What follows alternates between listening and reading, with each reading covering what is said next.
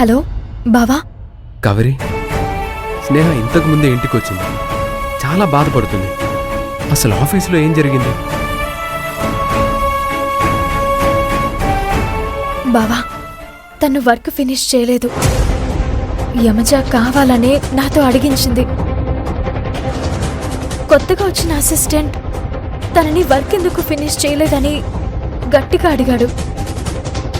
తను ఫీల్ అయినట్టుంది. ఇదంతా అనుకోకుండా జరిగిపోయింది బావా. తనని పిలిచి మాట్లాడడానికి కూడా నాకు టైం కుదరలేదు. పోనీ ఫోన్ చేసి సారీ చెప్పనా? వద్దు కవరి, తనతో నేను మాట్లాడతాను. అది కాదు బావా, తనతో ఈ పాటికే నేను మాట్లాడి ఉండాల్సింది. తను నన్ను అపార్థం చేసుకుంటుందేమో. లేదు కావరి, స్నేహ సంగతి నీకు తెలిసిందే కదా.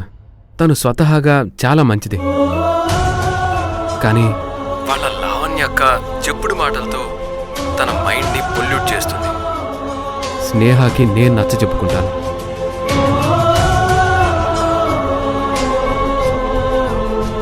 కావరి, నీ వ్రతం ఈ రోజు నుంచి మొదలు పెట్టాలి కదా? అవును బావా, ఇప్పుడే అమ్మవారి గుడి దగ్గర దాకా వచ్చాను. All the best Kaveri. నీ వ్రతంతో అర్జున్ ప్రాణగండం తొలగిపోవాలి. థ్యాంక్ యూ బావా, అంతా అమ్మవారి దయ.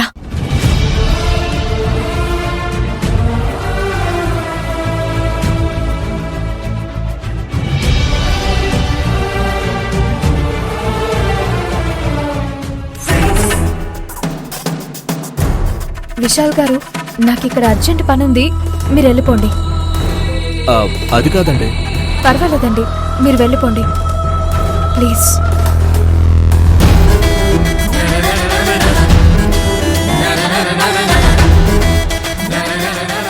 ఈ టైంలో ఇక్కడెందుకు దిగింది? ఎక్కడికి వెళ్తోంది? ఏదో సీక్రెట్ ఉంది, తెలుసుకోవాలి.